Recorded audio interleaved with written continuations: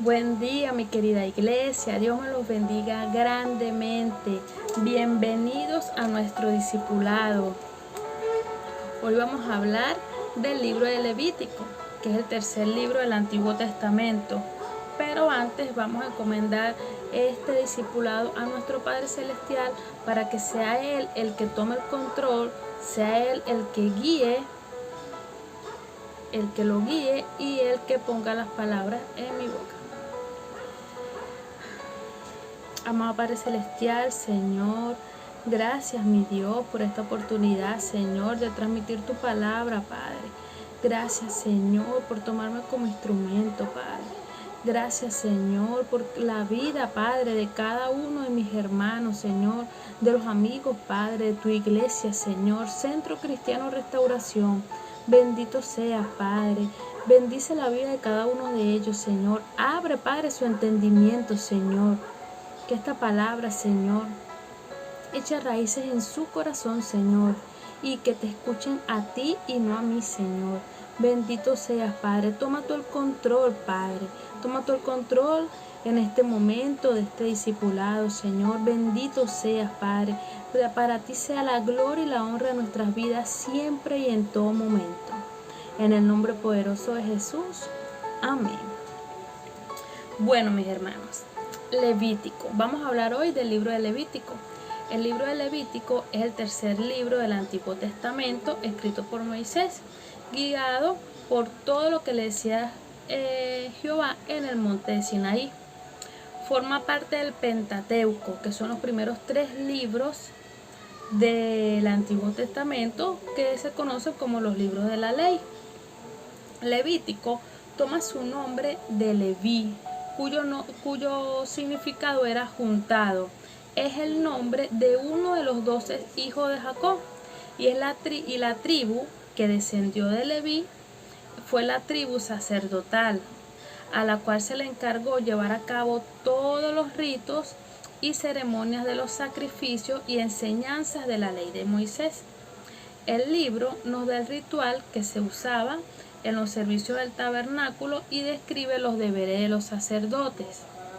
Este libro consta de 27 capítulos y recopila los principios santos de Dios al unir su pueblo a él, cómo debía seguir su pueblo como adoradores de Jehová. Nos habla de las ofrendas necesarias para acercarse a Dios, como el holocausto, la oblación, la ofrenda de paz, la ofrenda por el pecado, la ofrenda de expiación, donde Jehová le indica cómo debían llevarse a cabo cada una de ellas. Por ejemplo, el holocausto era el sacrificio de animales cuyo el cuerpo era completamente consumido por el fuego como ofrenda. La oblación procede del latín oblati, que significa voto, sacrificio, ofrecimiento o un homenaje que se realiza a Dios. La ofrenda de paz no era una ofrenda que hiciera una persona buscando la paz, sino que era ofrecida por alguien cuando ya estaba en ese estado de paz. Ofrendas por el pecado ocurría cuando algún miembro del pueblo era, siendo pecador, fue redimido por el pecado. Ofrenda de expiación, que viene del griego hilasterión, que significa que propicia o expía. Es la eliminación de la culpa o pecado a través de un tercero. El sujeto culpable queda absuelto de cualquier pena por medio de un objeto, un animal. Por eso como viene siendo ese animal como un chivo expiatorio. Por eso se le está la relación de expiación. O una persona. Por ejemplo, nuestro Señor Jesucristo, Él fue esa ofrenda por nosotros, fue esa ofrenda por ti y por mí para salvarnos del pecado. Este libro también habla de la unción y la consagración de Aarón y sus hijos como sacerdotes y muestra el castigo que recibieron 2 de sus hijos por ser rebeldes a Jehová. cuando se pusieron a hacer algo que Jehová no les había mandado hacer, que dice la palabra que se pusieron a ofrecer un fuego extraño.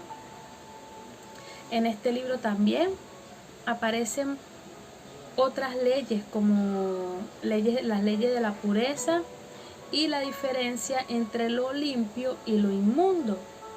Como por ejemplo, en el capítulo 11 nos habla de los animales que son considerados como inmundos y que no se pueden comer. Esto simboliza el rechazo de aquello que es moralmente inmundo, como por ejemplo todo lo que tenía pezuña, como el cerdo, o como los animales de agua que no tienen aleta y escamas, en ese tiempo eran considerados inmundos. Incluso todo lo que tocara a estos animales también muertos también eran considerados inmundos.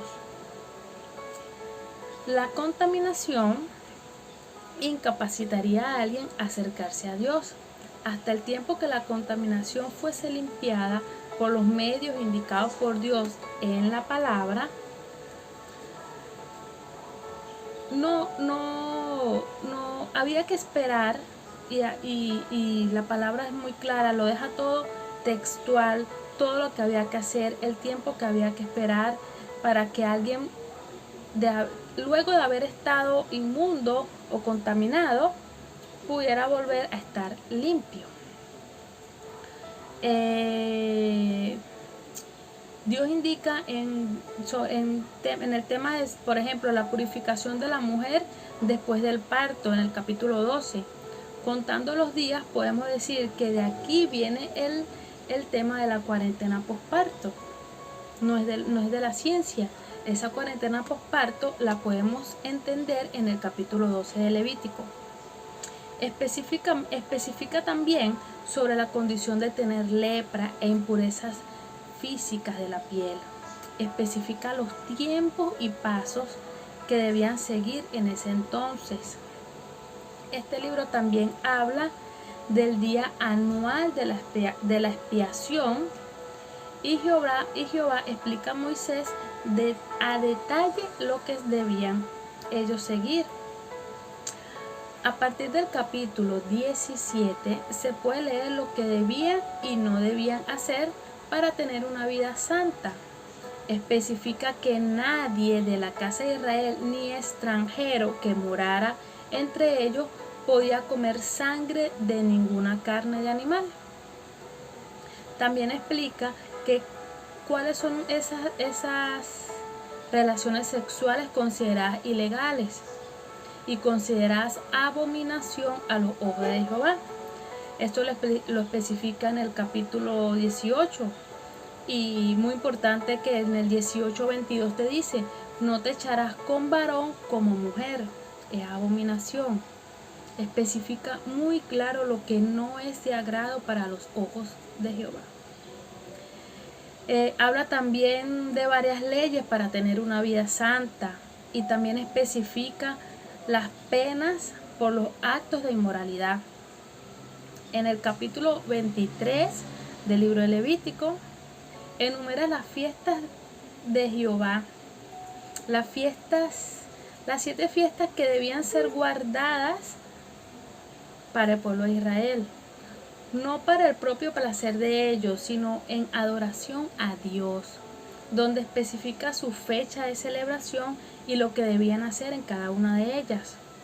Todo esto apunta a la grandeza de la propia obra de Dios. El gran tema de Levítico, este libro, es el acercamiento a Dios en una santa adoración.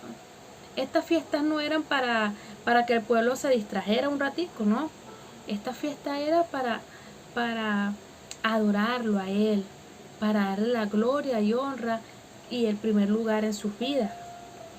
Estas fiestas eran la celebración del sábado, la fiesta de Pascua, la fiesta de las primicias, las fiestas de las semanas, las fiestas de la trompeta, el día del perdón y la fiesta de las enramadas.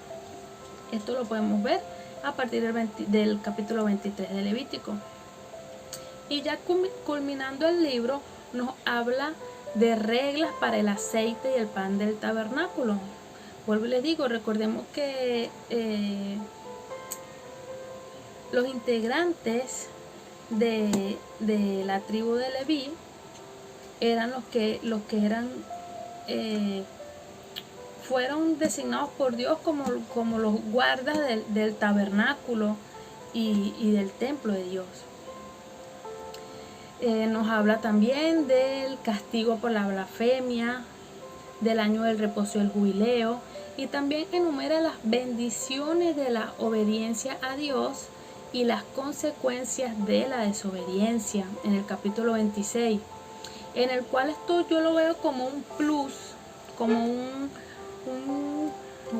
manual de vida de que Dios nos deja todo lo que deberíamos hacer o todo lo que deberíamos tener presente para saber qué está bien para los ojos de Él y qué es lo que no está bien para los ojos de Él. Y también nos dice que si haces lo bueno tendrás estas bendiciones, y si haces lo malo tienes que atenerte a estas consecuencias. Aunque ya lo hayamos leído, te invito, hermano, a que de vez en cuando releerlo un poco, porque muchas veces se nos olvida y muchas veces creemos que vamos por un camino bien y haciendo las cosas bien, cuando en realidad nos estamos torciendo un poquito. Es literalmente, como le dije ahorita, un manual para ir en búsqueda de nosotros como cristianos, actuar en pro de la voluntad de Dios y tratar de ir en búsqueda de ese varón de estatura perfecta que todos deseamos tener. Hermanos, el significado de esta palabra en Levítico es que Dios demanda absoluta obediencia a su pueblo. El pueblo de Dios tenía que separarse y ser diferente de los pueblos paganos que lo rodeaban, y de ahí la razón por la que Dios instruyó a su pueblo a que no comiera ciertos alimentos que no consideraba limpios. Solo un pueblo limpio y no contaminado podría usar Dios para cumplir su propósito de redención en este mundo. Levítico deja también bien claro que la santidad que Dios demanda incluía una conducta diaria de su pueblo. No es que yo voy a ser bueno un día y mañana no voy a ser bueno. Nosotros tenemos que tratar siempre de ir en búsqueda de mantenernos continuos, de mantenernos constantes, como decía la palabra del viernes, y no de fallecer. De esto se espera prácticamente que practicaban el pueblo judío, de lo que habla la palabra, que practicaran la bondad, la honradez, la justicia, y que se mostrara compasión hacia los hermanos. Prácticamente este es el resumen del libro de Levítico, inspirado en la palabra de Dios, lo que Dios le fue diciendo a Moisés y que Moisés plasmó en ese monte de Sinaí. Que Dios te bendiga grandemente, hermano, que esta palabra se adentre en tu corazón y que tengas muy buenas noches. Que Dios te bendiga y que estés bien.